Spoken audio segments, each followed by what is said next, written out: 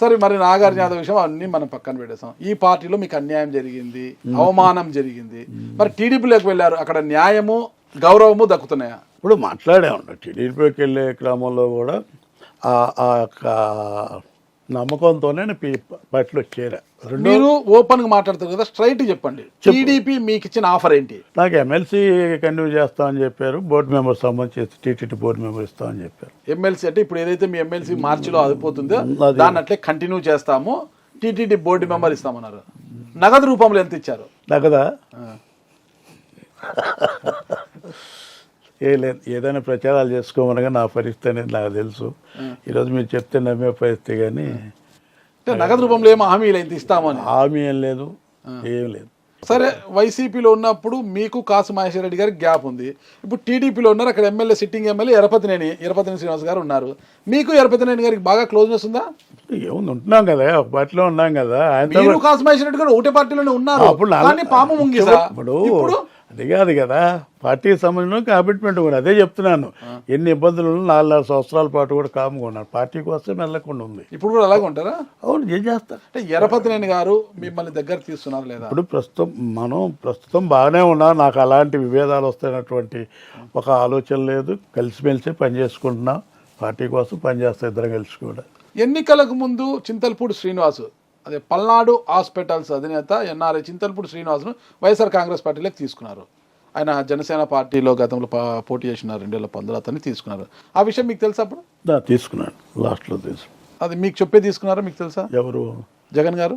అసలు చెప్పే కదా, 1 year బిఫోర్ ఎలక్షన్స్ 1 year నుంచి నేను అపాయింట్మెంట్ అడిగినా ఇవ్వలేదు, నాకు సంబంధించి మాట్లాడినా కూడా పరిస్థితి లేదు. మరి మీ సమస్యలు సజ్జల గారు ఉంటారు కదా, అక్కడ సజ్జల గారికి చెప్పలేదా? సజ్జల గారికి ఏం చెప్తా, చూద్దాం, మాట్లాడదాం, చేద్దాం అంటారు. ఇప్పుడు ప్రతి ఒక్కరు సజ్జల గారిని ధనంజయ రెడ్డి గారిని ఆరోపిస్తున్నారు కదా, వాళ్ళు ఏం చేస్తారు పాపం? వాళ్ళ మీద అందరూ అది కరెక్ట్ కాదు. ఎవరు ఇప్పుడు మాట్లాడడం ఎవరికి కరెక్ట్ కాదు కదా. ఇప్పుడు ఏదో మంచి ఇచ్చేడైనా కూడా ఇంటికి యజమాని మీదనే ఆ ఇల్లు సక్రంగా ఉండాలి, లేకపోతే యజమానిదే బాధ్యత అవుతుంది, కానీ పక్కన బాధ్యత ఉంటుంది. అదేం కాదు, కరెక్ట్ కాదు. కార్మిక నాయకుడిగా అంటే ట్రేడ్ యూనియన్ నాయకుడిగా ఎదిగిన జంగా కృష్ణమూర్తి గారు ఆ తర్వాత ఎమ్మెల్యే అయ్యారు, ఎమ్మెల్సీ అయ్యారు. ఇక తన రాజకీయ ప్రయాణంలో ఇదే ఇంకా చివరిగా అనుకోవచ్చా? ఇంకా నెక్స్ట్ ఎమ్మెల్యే అవకాశం ఉందా లేదా? అంటే రాజకీయాలండి చెప్పలేము.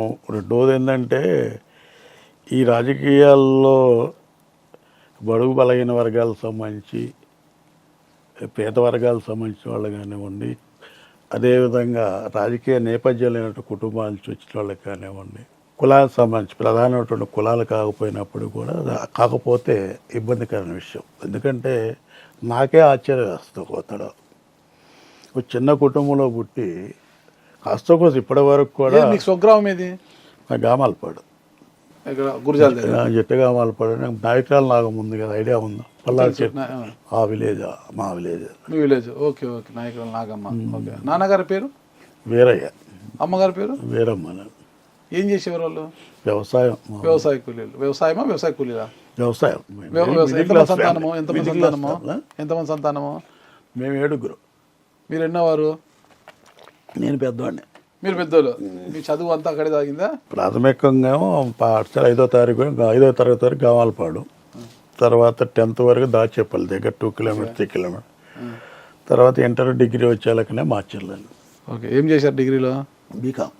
బీకామ్ చదివారు మీరు కూడా? అప్పట్లో బీకామ్ ఎందుకు చేయాలనుకున్నారు? బీకామ్ నా ఆలోచన ఏంటంటే, బీకామ్ చేయాలంటే లెక్చరర్ కావాలని ఆలోచన. టీచర్ వృత్తి పెట్టుకోవాలంటే ఇక్కడ వచ్చి పడ్డా. బీకామ్ చదివితే లెక్చరర్ అయిపోతారా? అంటే బీకామ్ ఎంకామ్ చేసి ఏదన్నా ఒక ఉపాధ్యాయ వృత్తి అయితే బాగుంటుంది నాకు ఆలోచన ఉండేది. అది సాధ్యపడలా. చదువుకున్నాం, గామాలపాడు వచ్చిన తర్వాత ఆ ఫ్యాక్టరీలో ఉద్యోగం రావటం, గాడి నుంచి ట్రేడ్ చేయడం. ఆంధ్ర సిమెంట్సా? ఆంధ్ర సిమెంట్స్ కాదు, నాకు అర్థం కాదు. వైఎస్ఆర్ కాంగ్రెస్ నుంచి ఫస్ట్ బయటికి పోవాలని వెళ్ళిపోయారు.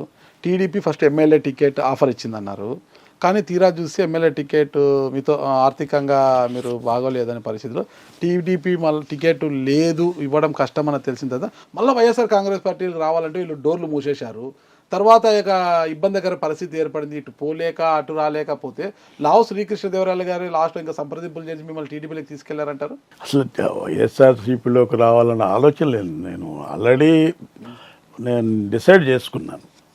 వెళ్దామని టీడీపీలోకి వెళ్దామని నేను డిసైడ్ చేసుకున్నా. లేదా రకరకాలు చెప్తారు కానీ నాకు ఈ పార్టీలో గిట్టే పరిస్థితి లేదు. ఎమ్మెల్యే టికెట్ ఇవ్వరని తెలిసినా కూడా పోవాలనుకున్నారా? నేను వెళ్ళాలనే ఆలోచనతో ఉన్నాను. ఇక్కడే డిమాండ్ చేద్దాం, అయినా ఈ పార్టీలో మనం కొనసాగలేము అనే ఒక ఆలోచన కూడా నాకు వచ్చింది. ఓవరాల్ గా మీరు పార్టీ మారారు. ఈ వైఎస్ఆర్ కాంగ్రెస్ పార్టీ చూస్తే చతికిల పడిపోయింది. 151 నుంచి 11 స్థానాలకు పరిమితం అయిపోయింది. కారణం ఏమంటారు? స్వయం కృతాపరాధం వెళ్ళేది జగన్మోహన్ రెడ్డి గారి యొక్క స్వయం కృతాపరాధం. దీంట్లో ఎవరి పాత్ర లేదంటారా?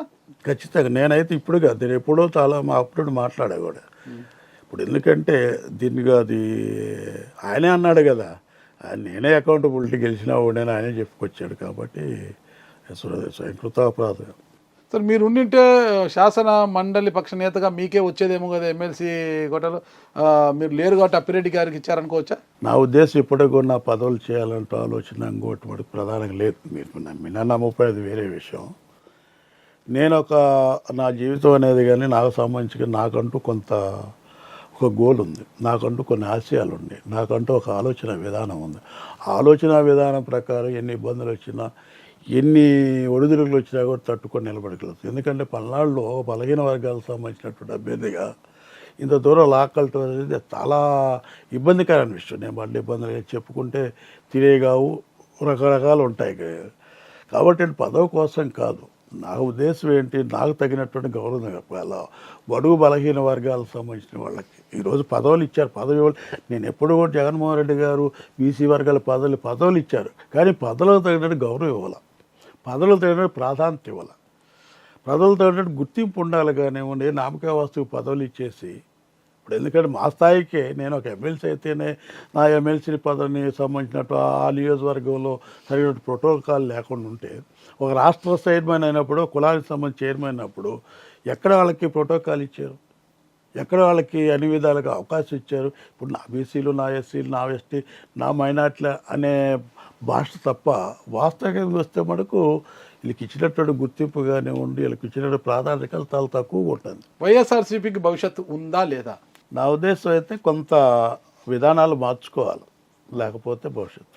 అసలు విధానాలు మారి మళ్ళీ రాజశేఖర్ రెడ్డి లాగా జగన్మోహన్ రెడ్డి గారు తయారయ్యి పార్టీ మంచి బాగా పుంజుకుంటే జంగా కృష్ణమూర్తి గారు మళ్ళా వైసీపీలోకి వెళ్తారా? అసలు సాధ్యపడదండి. ఎందుకంటే జగన్మోహన్ రెడ్డి గారు నాకైతే మారుతాడని నమ్మకం వరకు నాకు లేదు. మనుషులు మారుతారు కదా, నాకైతే విశ్వాసం లేదండి. ఎందుకు? నేను చూశాను కాబట్టి అనుకుంటున్నాను. నేను మారితే మంచిదే, మీ అందరూ కూడా సంతోషిస్తాం. ఎందుకంటే మార్పు మంచిదే. రాజశేఖర రెడ్డి గారు తనడు కాబట్టి మేము కూడా సంతోషిస్తాం. సుమన్ టీవీలో మీ పర్సనల్ అండ్ బిజినెస్ ప్రమోషన్స్ కోసం కింది నెంబర్కి కాంటాక్ట్ చేయండి.